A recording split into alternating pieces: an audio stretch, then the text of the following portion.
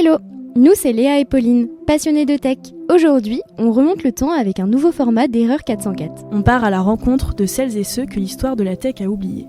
Pendant quelques épisodes, laissez-vous emporter pour découvrir des trajectoires méconnues qui ont pourtant façonné le monde d'aujourd'hui. Vous écoutez un nouvel épisode d'Erreur 404 en noir et blanc. Bonne écoute!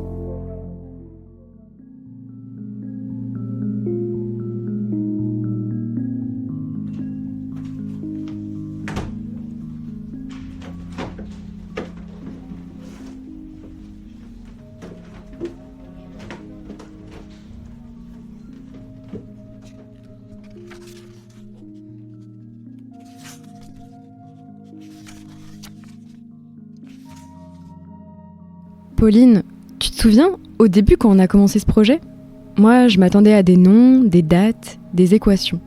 Mais pas à ça, pas à elles, pas à leur voix. Et moi, je me disais qu'on allait parler de science. Mais en fait, on a parlé de vie, de combat, de ces femmes qui ont dû se battre pour exister. Pas seulement dans les livres, mais dans la mémoire collective. J'ai passé des mois à fouiller les archives, Pauline, à déchiffrer tes lettres scannées, des articles, à tenter de plonger à ma toute petite échelle dans l'histoire des sciences. Et puis, il y a eu ce moment, tu sais, quand j'ai entendu la voix de Lise Meitner. Pas sur le papier, pas dans un livre, mais vraiment entendue, grâce à Nina, l'actrice de la compagnie À Contre-Nuit, qui a incarné ce personnage. C'était comme si Lise Meitner avait pris vie, comme si elle avait été là, devant moi. Ça m'a fait un peu bizarre. Et moi, ce qui m'a le plus marqué, c'est le fait de voir à quel point elle n'était jamais seule.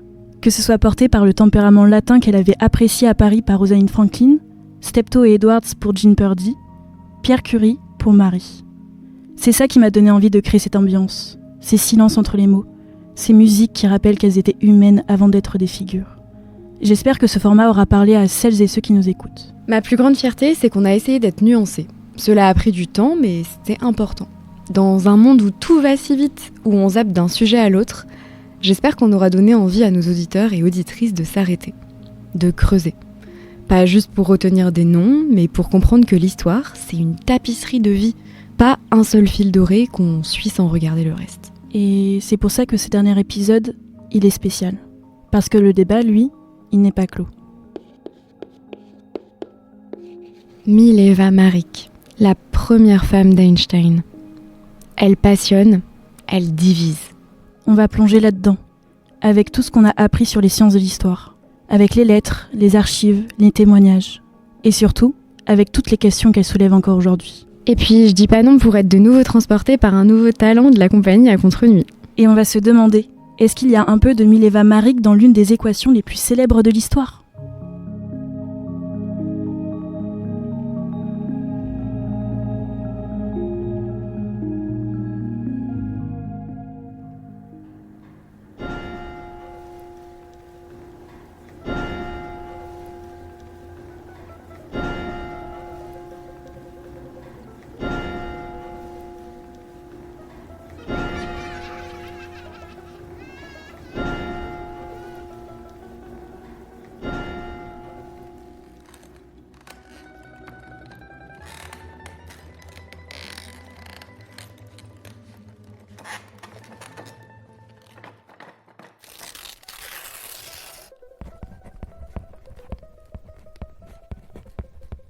Je suis née le 19 décembre 1875, à Titel, dans une famille serbe aisée, sous domination austro-hongroise.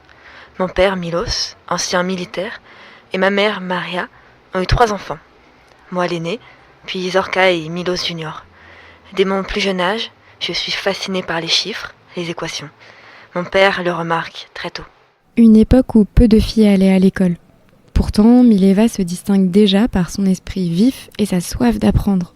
À 11 ans, je commence à étudier à l'école pour filles de noviciade. À 12 ans, j'intègre le Gymnasium de Mitrovica. C'est un lieu équipé de laboratoires de chimie et de physique au sein de laquelle je me suis passionnée pour les sciences. J'irai jusqu'à la dernière année d'études autorisée aux jeunes filles à l'époque. Ces résultats sont exceptionnels. Mileva n'est pas seulement bonne, elle est la meilleure de sa promotion.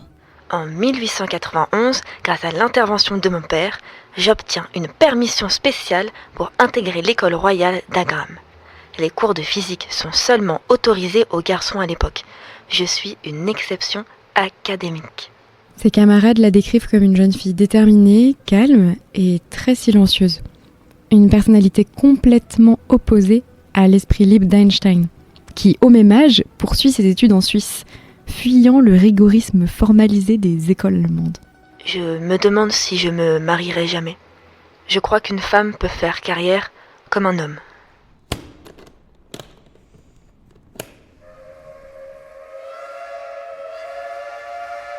En 1896, j'intègre l'école polytechnique fédérale de Zurich. J'ai 21 ans et je suis la seule femme de ma promotion en mathématiques et en physique. Cette école n'a pas été choisie par hasard. Elle est l'une des rares universités germanophones à accepter les femmes. 4 femmes y ont étudié avant Mileva. J'ai une mission. Apprendre, comprendre et exceller. Et c'est dans ce contexte qu'elle a rencontré celui qui allait changer le cours de sa vie.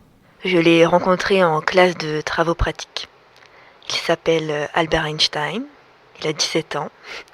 Il est désorganisé, rêveur, mais brillant. En 1897, je pars étudier à Heidelberg. J'y suis les cours de Lennard. J'étudie la théorie des nombres, la mécanique analytique, les mathématiques appliquées à la physique. Je ne reste que 6 mois en Allemagne. Zurich me rappelle enfin, surtout Albert.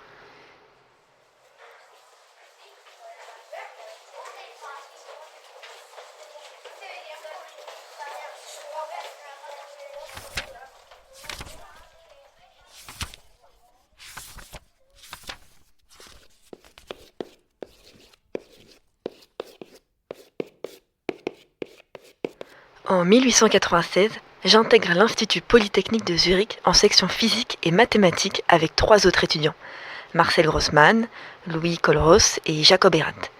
Et lui, Albert. 5 étudiants en tout, 4 hommes et Mileva, la seule femme. Ils deviennent vite inséparables, étudiant sans cesse ensemble. Albert n'assiste qu'à quelques cours, il préfère étudier par lui-même. Moi, je suis méthodique, organisée. Je l'aide à canaliser son énergie, à guider ses lectures. Leurs lettres, échangées entre 1899 et 1903, pendant les congés scolaires, révèlent cette complémentarité. En août 1899, Albert écrit à Mileva. Quand j'ai lu Helmholtz pour la première fois, il me semblait tout à fait inconcevable que tu ne sois pas à mes côtés et aujourd'hui, ça ne s'améliore pas. Je trouve le travail que nous faisons en commun très bon, curatif et aussi moins ardu. Le 2 octobre 1899, il lui écrit de Milan. Le climat ici ne me convient pas du tout. Un certain travail me manquant, je me laisse aller à ruminer des idées noires. Bref, je vois et je sens que votre bienfaisance férule ne plane plus au-dessus de moi pour m'empêcher de divaguer. Nous avions des résultats similaires. 4.7 pour moi, 4.6 pour lui. Sauf en physique appliquée où j'obtiens la note maximale de 5 contre 1 pour Albert. Je loge dans une pension pour jeunes femmes où je rencontre mes amies Hélène Koffler-Savic et Milana Bota. Toutes deux peuvent témoigner de la présence constante d'Albert chez moi. Il aime venir emprunter mes livres, même en mon absence. Notre relation a rapidement dépassé le cadre de la collaboration scientifique. À la fin de leurs études en 1900, les 4 étudiants masculins obtiennent leur diplôme. Mileva, elle, échoue à l'oral. La famille d'Albert s'oppose fortement à notre relation. Sa mère dit à Albert « Quand tu auras 30 ans, elle sera déjà une vieille sorcière !» Nous avons seulement 4 ans d'écart. Albert m'explique que selon ses parents, je ne peux pas entrer dans une famille convenable. Mileva n'est ni juive ni allemande. Elle boite à cause d'une coxalgie, jugée trop intellectuelle aux yeux de sa belle-mère, sans compter les préjugés contre les étrangers. Nous vivons des moments merveilleux à Zurich, des randonnées dans les Alpes suisses entre amis, des heures d'études et de discussions scientifiques.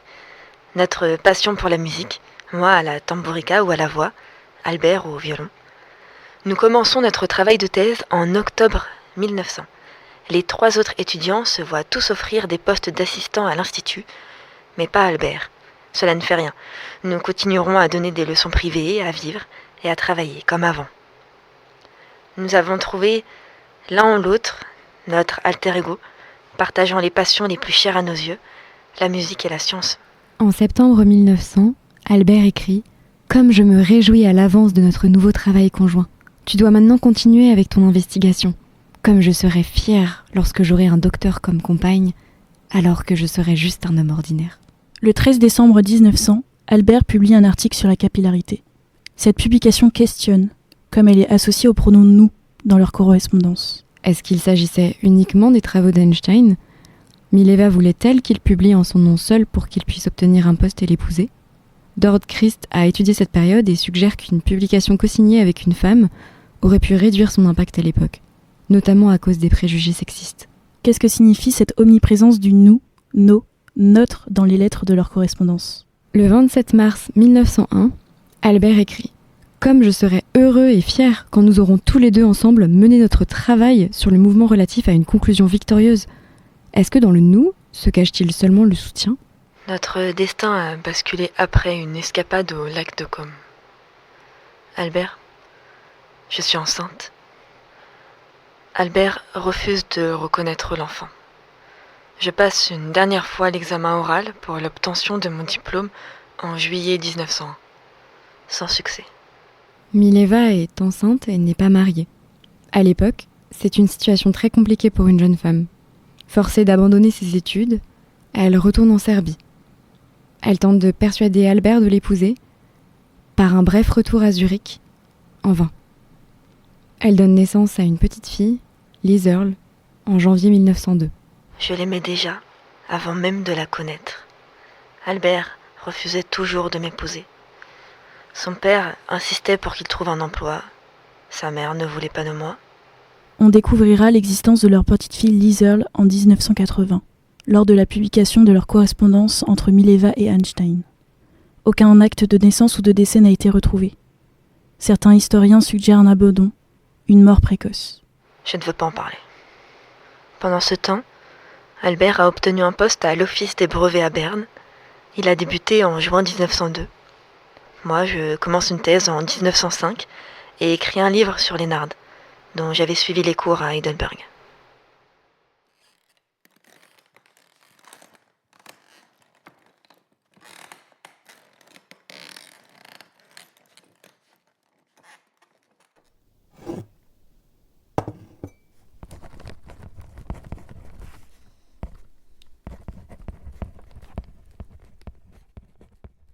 « 1901.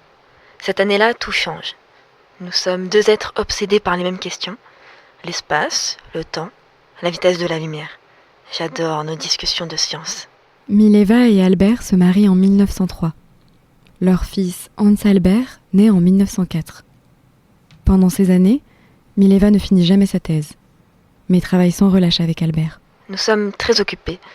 Moi avec les enfants, Albert avec son poste à l'Office des brevets. Nous nous retrouvons le soir autour de notre passion pour la science.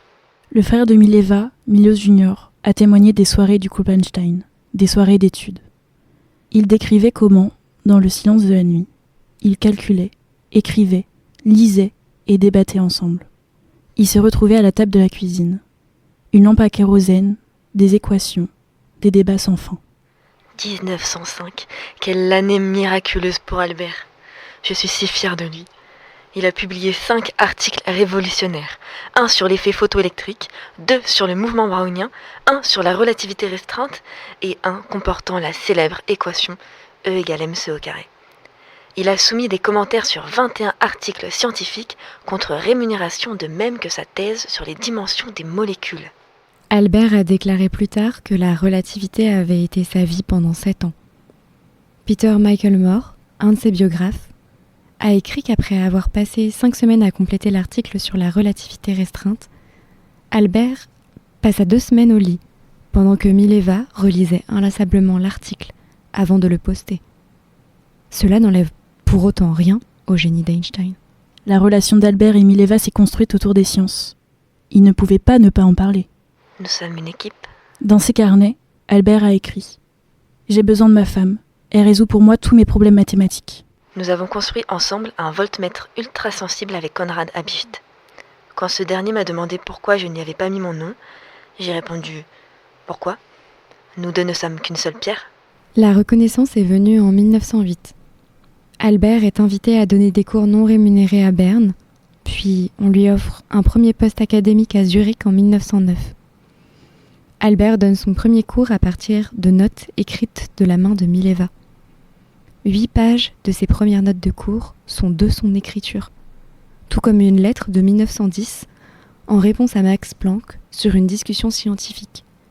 Pour autant, pouvons-nous considérer cette écriture manuscrite comme preuve ? Mileva était-elle l'assistante de son mari ? Quelle est sa contribution dans ce travail scientifique ? Albert est perçu comme le meilleur physicien de langue allemande et on le couvre d'honneur. Je suis très heureuse pour lui. Je suis très heureuse pour son succès parce qu'il le mérite pleinement. Je souhaite simplement et espère que la gloire n'aura pas d'effet adverse sur son humanité. Avec toute cette gloire, il a peu de temps pour sa femme. Et j'écris à mon amie Hélène. Que peut-on faire avec la notoriété ? Une personne reçoit la perle, l'autre la coquille. En 1910, leur deuxième fils, Edward, est né. Mais les choses ont commencé à changer. En 1912, Albert a commencé une relation avec sa cousine Elsa, qu'il avait vue lors d'une visite à sa famille qui avait déménagé à Berlin. Jusqu'en 1911, il m'envoyait encore des cartes postales affectueuses. Mais maintenant, c'est différent.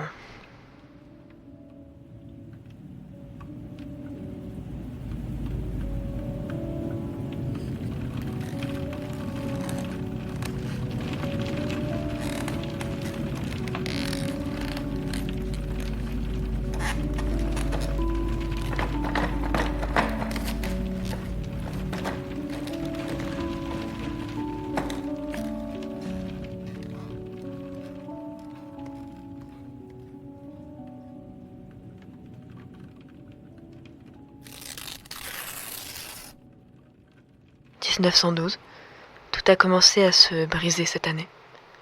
Il est de plus en plus absent, il change de travail entre Prague et Berlin. En juillet 1914, Albert adresse par courrier une série de conditions à Mileva pour poursuivre leur couple. A. Tu veilleras à ce que, petit 1, mes vêtements et mon linge soient maintenus en ordre. Petit 2, que je reçoive 3 repas réguliers par jour dans ma chambre. B. Tu renonceras à toute relation personnelle avec moi, sauf lorsque cela sera nécessaire pour sauver les apparences sociales. Et tu ne t'attendras à aucune marque d'affection de ma part. Tu devras quitter ma chambre ou mon bureau immédiatement, sans protester, dès que je le demanderai. En 1914, pour se rapprocher de sa cousine Elsa, Albert Einstein déménage à Berlin. La guerre approche. Plus tard, on retrouvera dans les lettres d'Albert Einstein à Elsa des plaintes comme la suivante. « Je traite ma femme comme une employée que je ne peux congédier. » 5 ans. 5 longues années de procédure de divorce. 5 ans à voir notre famille se déchirer. Hans a seulement 10 ans quand tout commence. Il a vu son père devenir une célébrité et sa mère sombrer dans la détresse. Je ne veux pas céder si facilement, j'ai nos 2 enfants à charge. Je me retrouve sans ressources du jour au lendemain. Albert maîtrise mieux les interactions de la physique que les interactions humaines. Il vient à Zurich me demander d'ater le divorce pour ne pas importuner les filles de sa cousine Elsa qui souffrent de la réputation de leur mère.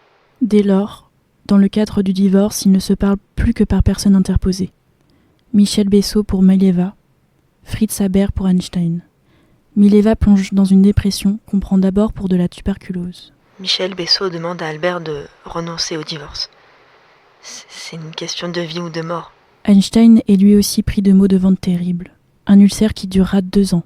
Elsa s'occupera de lui et de son alimentation. C'est en 1919 que nous trouvons un accord. C'est Fritz Haber qui propose le gage du prix Nobel qu'Albert n'a pas encore gagné. Ce n'est qu'une question de temps. Certains critiquent ce dédommagement, mais je n'ai pas le choix. Avec l'argent du Nobel, j'achèterai 2 petits immeubles avec l'accord d'Albert. Les loyers paieraient les soins d'Edward. Mon fils, notre fils, il est malade.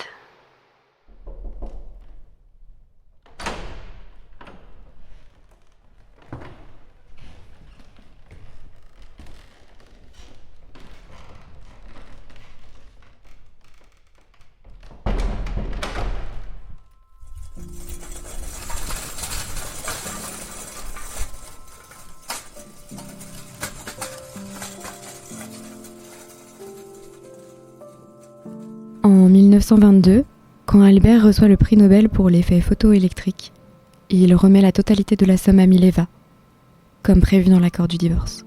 Edward séjourne au sanatorium. Encore. La schizophrénie le ronge, comme elle a rongé ma sœur Zorka avant lui. Je le reprends chez moi entre les internements, mais ces crises me terrassent.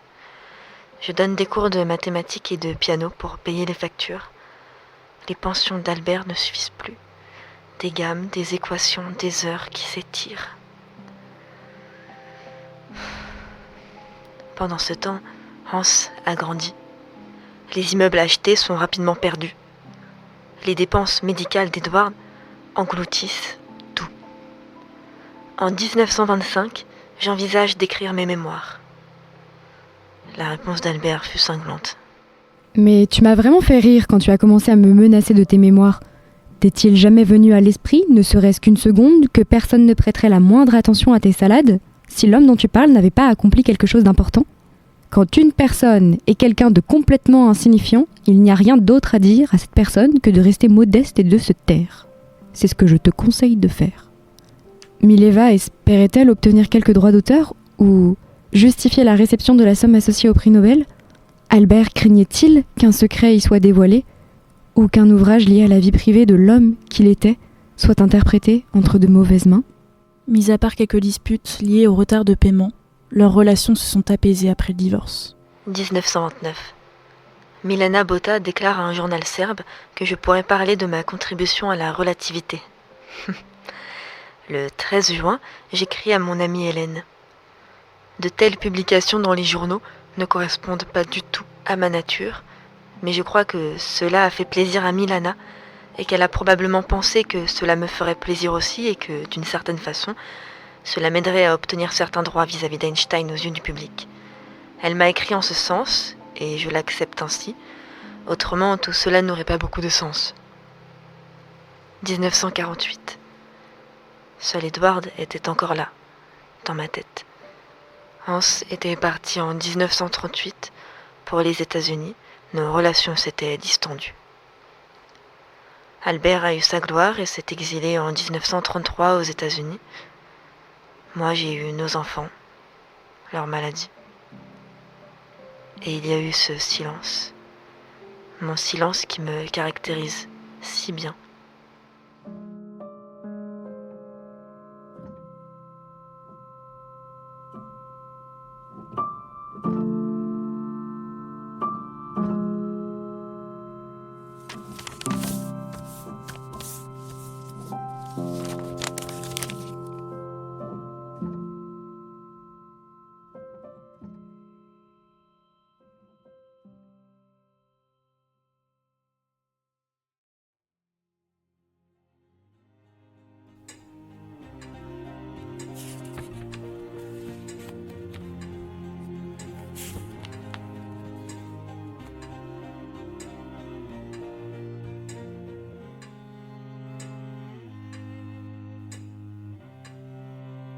Les lettres entre Albert Einstein et Mileva Maric ont été découvertes à la fin des années 1950.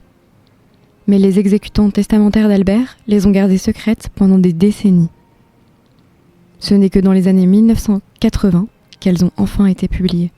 Le 27 mars 1901, Albert m'écrivait « Comme je serai heureux et fier quand nous aurons tous les deux ensemble mené notre travail sur le mouvement relatif à une conclusion victorieuse. » Ces lettres ont tout changé. Elles ont montré cette passion entre deux étudiants inséparables, tombés amoureux en potassant ensemble les équations d'Helmholtz. L'utilisation de « notre travail », du pronom « nous », de « nos équations », pour moi ne fait pas de doute. Albert Einstein travaillait avec Mileva Maric, devenu Einstein.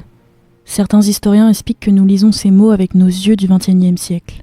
La pression du publish or perish qu'on connaît aujourd'hui n'était pas la même auparavant. À l'époque, la collaboration scientifique entre époux n'avait pas la même résonance. Un soutien ou une aide d'un tiers ne se soldait pas toujours en publication coécrite. Les biographes s'interrogent encore. Entre témoignages, lettres et examen des publications, il est difficile de discriminer hypothèse et vérité. Faute de preuves définitives, le débat reste ouvert. Les découvertes d'Albert parlent pour lui. Il était un génie. Mais dire que l'abandon de la science prouve qu'elle n'était pas douée. J'ai relu ses papiers, corrigé ses calculs, discuté ses théories. Si je n'ai pas écrit après notre séparation, c'est que la vie m'en a empêché. Pas que je n'en étais pas capable. Les philosophes qui croient marquer un point en disant « elle n'a rien écrit après » me font sourire. Avec 2 enfants à charge, dans une époque où faire des sciences pour une femme relevait de l'exception, ce n'est pas l'argument qui me convaincra, loin de là. Le débat est encore très actif. Si on ne peut pas dire qu'elle a subi l'effet Mathilda, on peut, avec de manière certaine, parler de l'effet Mathieu, comme l'a défini le sociologue Merton. Les grands hommes sont reconnus au détriment de ceux qui les ont aidés.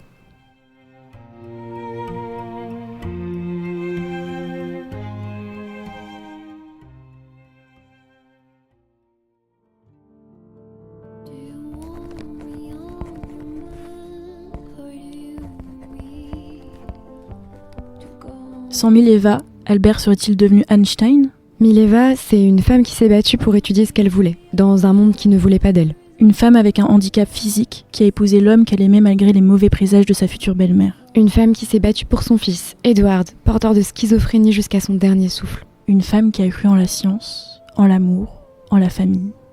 Léa, est-ce que tu penses qu'il y a un peu de Mileva dans E = MC2 ? Peut-être pas dans l'équation elle-même, mais dans l'histoire qui l'a rendue possible. Dans les nuits passées à travailler ensemble, dans les discussions, dans les doutes partagés ? Alors oui, il y a un peu de Mileva, beaucoup de Mileva dans cette équation. Parce qu'une équation, c'est aussi une histoire, et j'ai envie d'y croire, n'en déplaise à quelques historiens des sciences. C'est un épisode si différent des autres. Oui, mais je crois que c'est le plus beau, celui qui montre la complexité d'une potentielle réhabilitation. Et qu'elle soit véridique ou non, un épisode qui raconte l'histoire complète, plutôt que le mythe.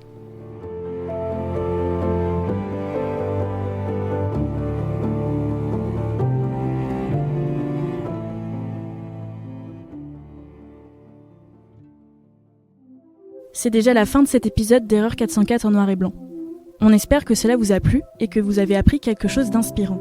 Nous remercions chaleureusement la compagnie À Contre-Nuit pour leur interprétation des grandes figures mises en lumière dans ce format. Si ce dernier vous a plu, n'hésitez pas à nous le dire en laissant un commentaire, en mettant 5 étoiles sur les différentes plateformes d'écoute et en partageant autour de vous.